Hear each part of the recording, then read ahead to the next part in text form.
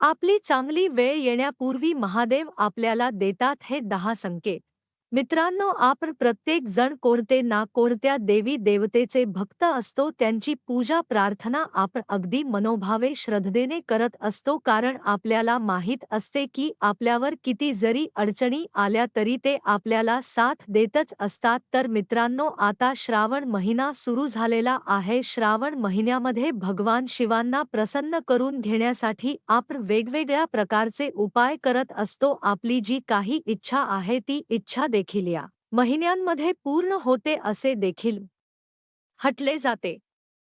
भगवान शिवांना प्रसन्न करून घेण्यासाठी आपण उपवास देखील करत असतो, मंदिरामध्ये देखील जात असतो. तर मित्रांनो, आपण स्वप्न हे प्रत्येक वेळेस बघतच असतो, पण या महिन्यांमध्ये काही अशी खास स्वप्न पडली तर तुमचे आयुष्य बदलून जाणार आहे. जर तुम्हाला देखील हे संकेत पडत असतील तर तुम्ही देखील समजून जायचे आहे की तुमची वाईट वेळ आता संपलेली आहे. लवकरच तुमचे सुखाचे दिवस चालू होणार आहे. तर ते कोणते संकेत आहेत, चला तर मग आता आपण जाणून घेऊया.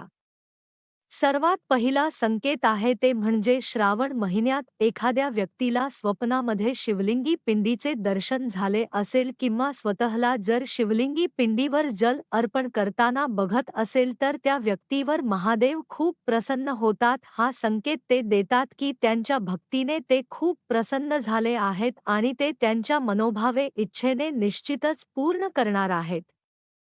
मित्रांनो, दुसरा संकेत आहे तो म्हणजे पांढऱ्या सफेद रंगाच्या नंदी महाराजांची दर्शन होणे. मित्रांनो, श्रावण महिन्यामध्ये महादेवांच्या मंदिरामध्ये तुम्ही दर्शनाला जात असताना आणि त्या वाटेवर जर तुम्हाला पांढरा नंदी बैलाचे दर्शन होते, याला अधिकच शुभसंकेत आहेत असे समजले जाते. हा संकेत ही दर्शवतो की येणाऱ्या काळामध्ये तुमच्या सोबत काही ना काही खूपच चांगल्या प्रमाणात घडणार आहे, जे की तुमच्यासाठी खूपच लाभदायक असणार आहे. आलो तिसरा संकेत आहे तो म्हणजे जर तुम्हाला साक्षात नागदेवता दिसली तर ते तुमच्यासाठी खूपच शुभ असणार आहे. हा देखील चांगला संकेत तुम्ही समजला तरी देखील चालू शकते. महादेव तुमच्या भक्तीवर अत्यंत प्रसन्न आहे. श्रावणाच्या महिन्यामध्ये स्वप्नामध्ये नागाचे दर्शन होणे हे खूपच शुभ मानले गेलेले आहे. तुम्हाला लवकरच आनंददायी बातमी देखील मिळणार आहे आणि तुम्हाला अचानक धनाची प्राप्ती देखील होणार आहे.